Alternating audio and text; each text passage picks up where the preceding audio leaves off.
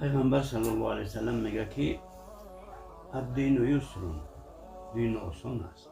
یسرو، مردم آسان کنین دین ولا تعسرو، وزمین کرده دین مبین اسلام در گردن مردم کار نشویم، یا که ای دستم نمیآید یا زورم نمیرسه، مملو نیستم، مخران خون نیستم، من نمیتونم. خیلی نگین.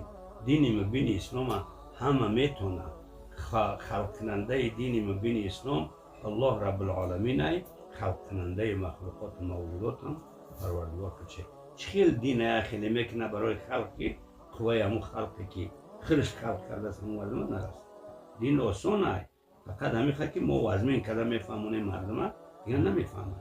دین آسان ای. آدم ها را بشارت بدید، آدم ها را نگریزین و نیدید. بگین اکا تو اینا کورا کردی جای تو جنت ای، تو اینا یا سنگ ایره برا کردی، تو اینا در یک مسجد بردی او وردی، تو یک مسجد خونده میزش در حسا گذاشتی، یا راه در یک کار کردی، یا جو در یک باغ در یک درخت شنوندی. این همیا همش صدقه جاریه و چیان. آدم ها را بشارت بتین، آدم ها را بگین که شما آدم های بزرگین و آدم ها را نگریزین و اسلام تو هیچی نیستی، تو رهگومی، تو فاسقی، تو فاجری، تو کافری. خیلی گفتن تماما ممکن نیست. ما دو چیز داریم، تکفیر داریم و کفر داریم. کفر کافر شدن نمیگن، تکفیر حکم به کفر کردن نمیگن. با همین تکفیر دو قسم میشه، تکفیر مطلق میشه و تکفیر معین.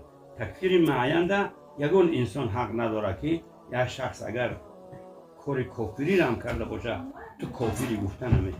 اگر قرآن کریم نظر کنی، حدیث های پیغمبر نظر کنی، تکفیر مطلق کردن. یعنی کسی فلان فلان فلان فلان کار کنه فاسق می شود، کسی فلان فلان فلان کار کنه کافر می شود، کسی فلان فلان کار